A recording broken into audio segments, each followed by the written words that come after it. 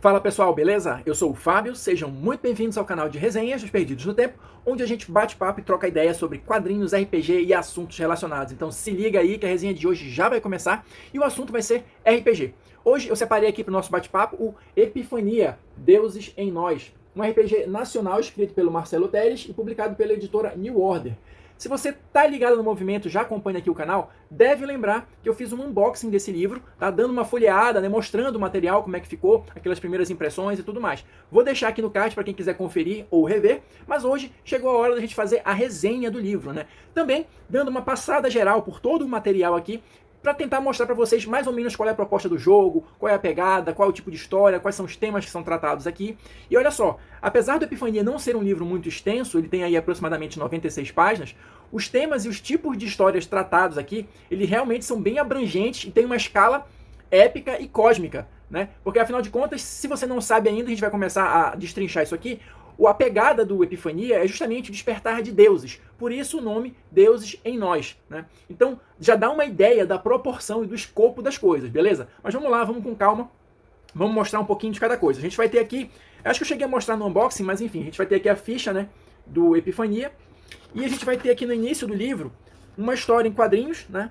Geralmente a maioria dos livros começa com um conto, alguma coisa assim, e o Epifania começa com algumas páginas de história em quadrinhos que já dão a pegada, né, do livro, o tipo de história que a gente vai contar aqui, que seria exatamente isso: deuses que estão aprisionados num corpo de humano, entre aspas, e vão, por conta de alguns acontecimentos, vão relembrar dessa herança, desse passado deles, e aí vão passar a redescobrir os poderes, enfim, toda uma série de situações aí. Então essas primeiras páginas em quadrinho já dão uma ideia, né, do que se trata e o tipo de inimigo que eles vão enfrentar, olha só. Vou mostrar aqui um pouquinho para vocês. Tem uns monstros bem bizarros aqui, bem interessantes. A gente vai chegar lá também, vamos falar um pouquinho dos antagonistas, né? Mas a ideia geral é essa. O livro vai começar propriamente com uma introdução aqui, né, que vai ter uma apresentação do autor. Para quem ainda não conhece, o Marcelo Teles é veterano no RPG nacional, né, então tem um pouquinho aqui da trajetória dele, como é que foi, outros jogos que ele já fez e tudo mais. E uma apresentação geral do livro também, né? Do que trata o Epifania. Eu vou ler um trechinho aqui, porque eu acho que ninguém melhor do que o próprio autor para definir a obra, beleza? Então vamos lá. Sobre este livro. Epifania, Deuses em Nós, é um RPG multigênero e sem fatores randômicos. Um RPG que não usa dados, nem qualquer outro acessório que os substitua. Nele, cada jogador encarna um deus que foi aprisionado no simulacro, uma existência mortal na qual ele reencarnou por centenas de anos, ignorando a sua verdadeira natureza e poder. A mais perfeita prisão sem grades.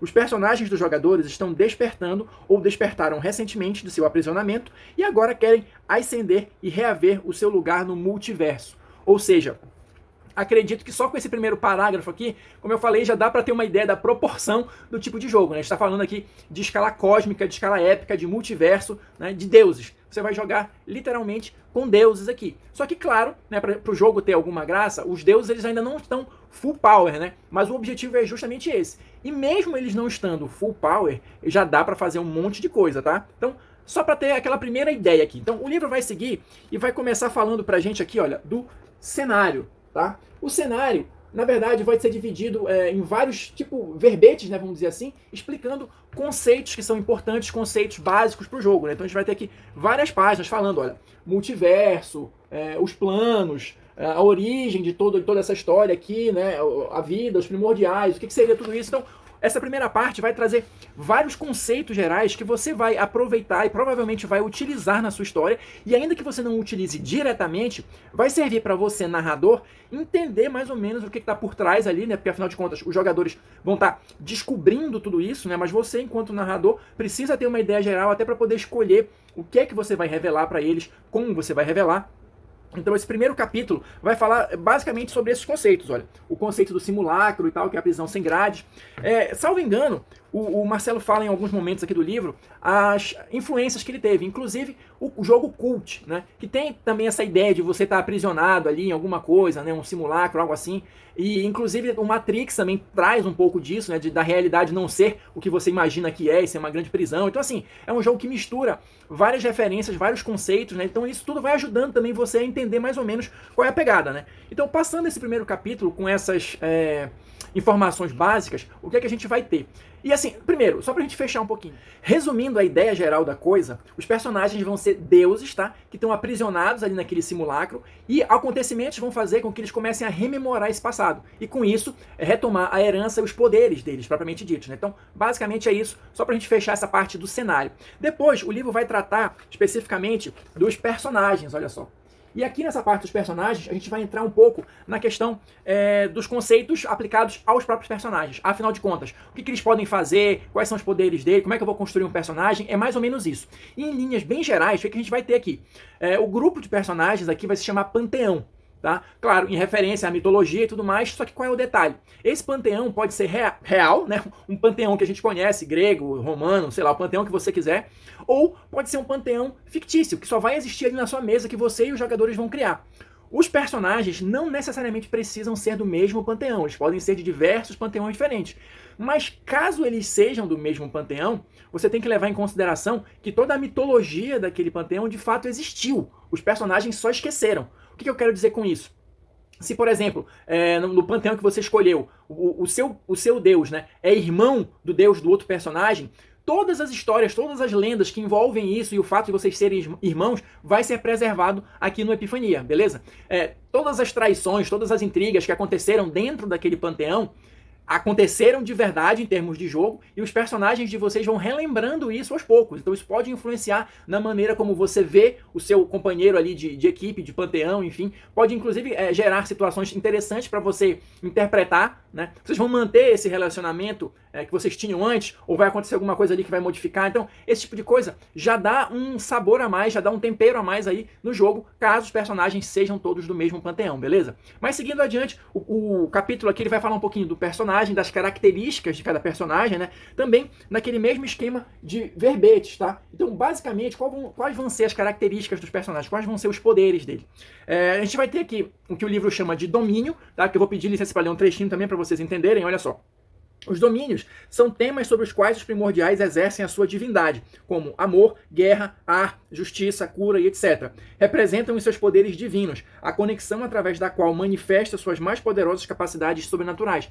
Ou seja, você é Thor, o deus do trovão, né? Então o seu domínio é o trovão. Você, sei lá, é Baco, o deus do vinho. Então esse é o seu domínio. É só para vocês terem uma ideia. É aquela característica principal, aquilo pelo qual aquele deus é conhecido, tá? Isso vai representar o domínio, né? E a maneira como ele vai expressar e manifestar os poderes deles, tá? E aqui a gente vai ter também as dádivas, que são poderes menores, né? Mas assim, entendam o seguinte, e o livro até deixa claro isso aqui em alguns momentos. Se você é personagem, Deus, está em confronto com um simples mortal, com um humano, não tem confronto. Você provavelmente vai conseguir, né, impor a sua vontade ou superar o obstáculo. A não ser que seja um humano com alguma coisa a mais, algum poder especial, algum tipo de conexão diferente, para que ele possa representar algum tipo de desafio. Os realmente desafiadores para você vão ser aquelas criaturas que eu mostrei ali no início, né? São outro tipo de inimigo. Então a escala de poder é um pouquinho mais acima aqui no caso do Epifania, beleza? Mas ainda assim, é importante você ter essa noção de quais são os poderes, quais são as dádivas que seriam esses poderes menores, né? Para você justamente escolher qual a melhor coisa para usar naquele momento. É tipo assim, você não vai pegar uma bazuca para matar uma mosca, né? Então, é mais ou menos essa ideia, pelo menos foi a impressão que eu tive ao ler o livro, né? Essa questão da graduação dos poderes e como utilizá-los de forma melhor, né?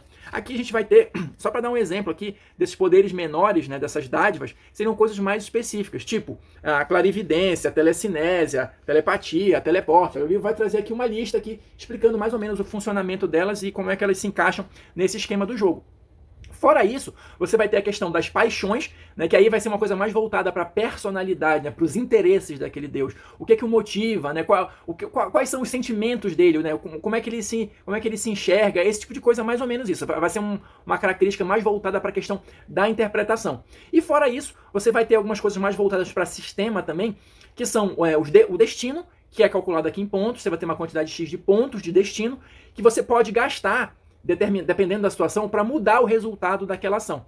Não tem jogada de dados, tá? Mas você gastando o ponto de destino, você pode influenciar no resultado final daquela ação. Da mesma forma, você vai ter os chamados pontos de drama, que o personagem, né, o jogador vai gastar, e aí, isso eu achei interessante, ele vai assumir a narrativa da cena, tá? Então, se o jogador gasta um ponto de drama, o mestre fica de lado e aquele jogador vai assumir para narrar como é que vai ser a resolução daquela cena. E isso é uma parte importante e interessante do sistema aqui do Epifania, que justamente vai ser mais abordado e mais explicitado no próximo capítulo. A gente vai ter um capítulo específico aqui sobre o sistema. O livro é todo baseado nesse esquema de verbetes, tá? Ele vai trazendo os pontos específicos e vai explicando ali. E essa parte do sistema e da criação do personagem também, ela é recheada de exemplos. Olha, todos esses quadrados aqui, esses boxes cinza, são exemplos aqui do que ele está explicando. Então, fica mais tranquilo de entender. Aqui é só para vocês terem uma ideia geral da coisa, né? Então, se o Epifania é um RPG que não usa dados, como é que a gente vai resolver a situação? Como é que vai ser o desenrolar do sistema aqui? Bom, o livro nos diz que o sistema do Epifania ele é puramente narrativo. Ou seja, para resolver aqueles impasses que a gente sabe que acontecem nas mesas, qual deve ser a sequência ou qual deve ser a ordem ali que você vai adotar para conseguir resolver um impasse? Primeiro, soluções criativas. Depois, o gasto dos pontos de destino, pontos de drama, o uso dos poderes, etc. e tal. Se você puder resolver um impasse sem entrar em questões mecânicas, beleza, resolva. Se você precisar de alguma questão mecânica, você vai ter essas ferramentas, né, que são os poderes, os pontos de drama e os pontos de destino. Mas isso vai funcionar mais ou menos como se fosse um gerenciamento de pontos, tá? Porque assim, você gasta esses pontos, eles demoram um tempo para recarregar ou alguma coisa nesse sentido. Então, se você chegar nesse nível de gastar pontos, o jogo se transforma em algo parecido com gerenciamento de recursos, né? Porque você não pode gastar tudo de uma vez, você tem limitações para gastar aquilo ali por cena também. Cada tipo de ponto vai depender, vai ter um uso diferente dependendo da situação. E claro, você vai primeiro, antes de chegar nessa questão dos gastos, você vai ter também a comparação ali entre as estatísticas. Então, se a sua estatística for bem maior do que a do seu adversário, que mesmo ele gastando pontos para influenciar ali a narrativa e a resolução da cena, ele não vai conseguir barrar o seu nível, acabou ali. Então é basicamente isso. Comparação de estatísticas e, se for necessário, o gasto desses pontos justamente para você conseguir suplantar o seu adversário, tá? Mas isso está bem esmiuçado, bem explicado aqui no capítulo de sistemas, beleza? Uma coisa só que eu acho interessante da gente ressaltar aqui é a questão da quebra de narrativa, que eu falei ainda agora. Se o jogador gastar os pontos de drama para assumir a narração da cena, e se essa narração não agradar a maioria do grupo, tá? Porque olha só, isso aí acho que é meio padrão de RPGs narrativistas, né? A história ela é construída sempre em conjunto. Alguns dão mais ênfase a essa questão da narrativa compartilhada, outros não. Mas, de uma maneira geral, a narrativa é construída pelo mestre e pelos jogadores. Então, se alguém assume a função ali para narrar aquela cena e aquela resolução não agrada a maioria do grupo, vai ocorrer justamente a quebra de narrativa. A maioria vai dizer, olha, essa resolução não ficou bacana, não ficou legal, e a palavra e o controle da cena vai voltar para o narrador para que ele dê um encaminhamento ali. Claro, se você está jogando ali com um grupo de amigos, um pessoal mais afinado ali e tal, e todo mundo está imbuído em trazer algo que seja bom e interessante para o jogo, acredito que seja difícil de acontecer. Mas aquela galera que às vezes quer entrar só para zoar ou para jogar umas coisas que não fazem o menor sentido com o que está rolando ali, o resto do grupo pode decretar a quebra de narrativa e devolver a palavra ao narrador, beleza? Seguindo adiante, a gente vai ter o capítulo de narração. Ou seja, aqui vai ser esmiuçado para o narrador dicas, né, de como manejar um jogo de Epifania, como lidar com essa questão de um nível de poder, né, exacerbado e às vezes, dependendo, pode chegar a ser até infinito, né? E até porque os personagens eles vão aumentando a quantidade de poder, né? Vão aumentando o escopo do que eles podem fazer ao longo das partidas, ao longo das sessões. Então, como lidar com esse aumento de poder, né?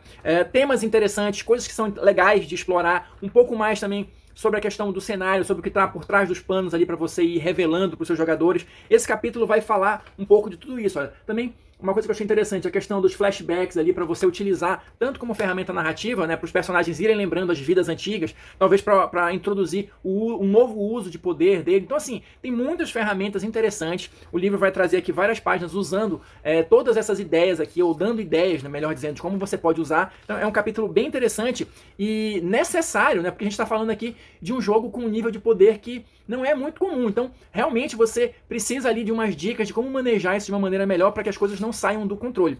Em seguida, a gente vai ter um capítulo dos antagonistas, né? Quem são as criaturas que de fato podem fazer frente aos deuses? Então ele vai falar aqui um pouquinho, né, de cada um deles, dar algumas táticas de combate e tudo mais. Olha, vai ter algumas ilustrações bem bacanas aqui de que tipo de antagonistas eles são.